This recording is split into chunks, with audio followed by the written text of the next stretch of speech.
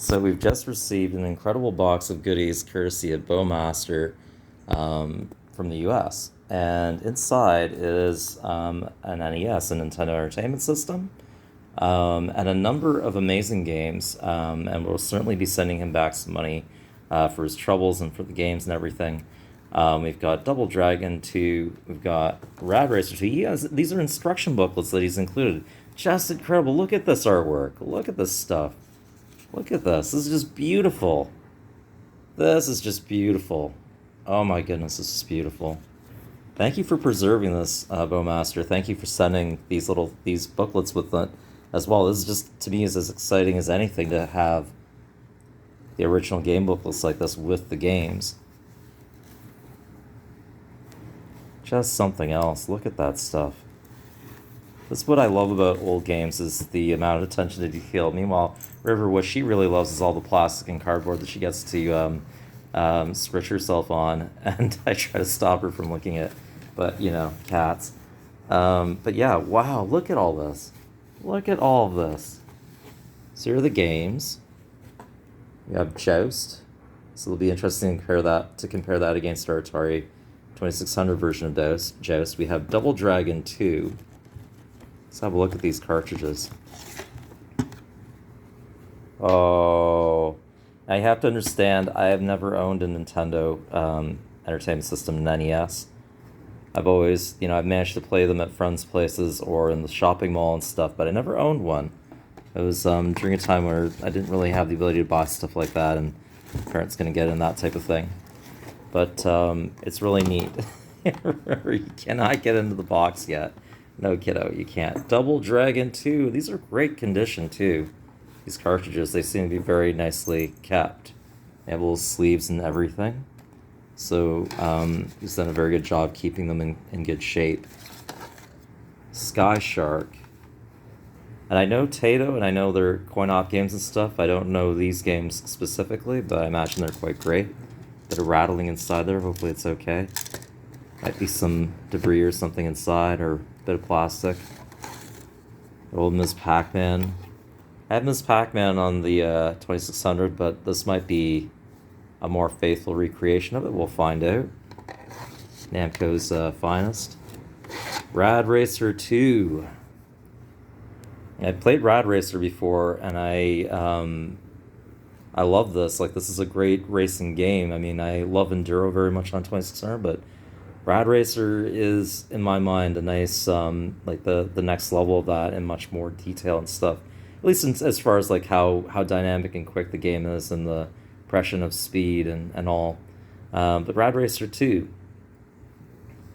Look forward to trying that out.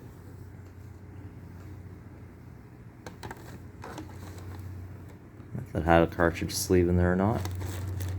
Might not. But yeah, we've got a lot of interesting games here. We've got Barbie! This might become a Channel Points redemption. Make me play Barbie. This is good. We've got Little Mermaid, another potential Channel Points redemption. 50 cents, good call. Yes, kiddo. Yes, we will play we will play Barbie and Little Mermaid at some point, just because they're here. We've got the quintessential Duck Hunt and Mario Brothers, Super Mario Brothers double-header cartridge that was like a pack-in game for the NES, and required the light gun. One of the few, there weren't too many games from what I recall that used the light gun, but we do have the light gun here. Now, the light gun does not work with HD TVs because it needs a specific refresh rate for the hitbox to reflect, but this is just a classic. You get a CRT TV, there's the light gun in all its glory. Isn't that something? The zapper still works. Wow, look at that. That's something. I can barely hold it properly in front of. There's all the other game systems you can see in the background there in the VCR. VCR is a necessary item for getting that 2600 on stream. At least now, anyways. But yeah, it's kind of cool. Even if I can't use that light gun necessarily we still have it. And there is a chance that I could set up a CRT to do that with, and there is, I think, there's a Hyperkin version of the light gun that's meant for HD TVs. This is the classic RF modulator, auto switching modulator. It's not maybe the classic in the sense that this is an automatic one, but for TVs that had back in the day that only had coaxial input on them for antennas, because didn't really expect to interact with our TVs the way we do nowadays. That's what this gadget's for, and has a pass-through on the back of it. Presuming that, again, you need to use your cable TV or antenna through that. But I don't actually need that. It's still handy to have, but we do have. But that's not necessary in our case. And we got the nice little NES controllers.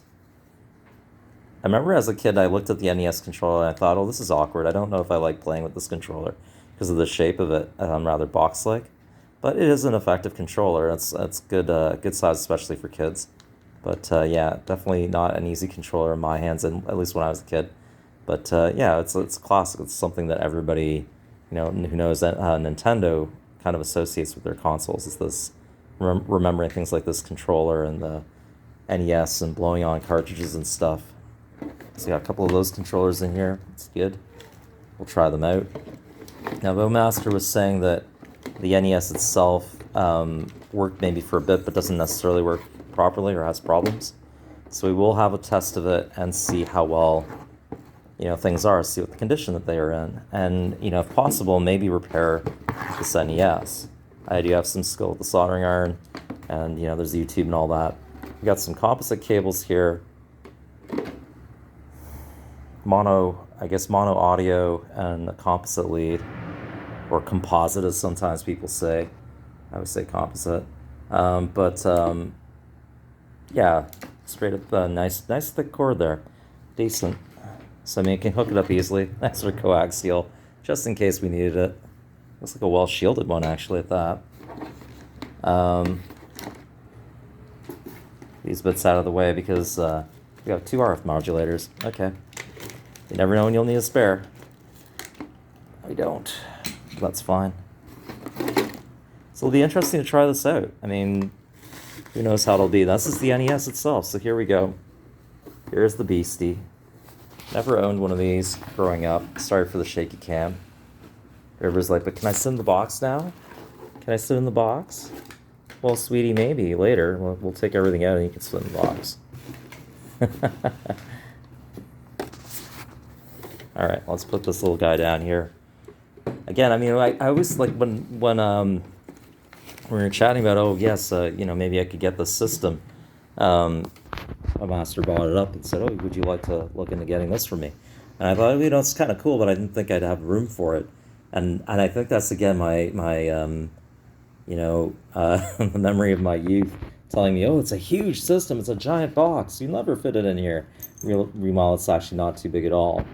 And, it's not that bad. We could probably easily stick it in here because with this lid and the way it lifts up, we could probably, reposition this so that it sits underneath the Atari 2600 on the TV there if it refocuses.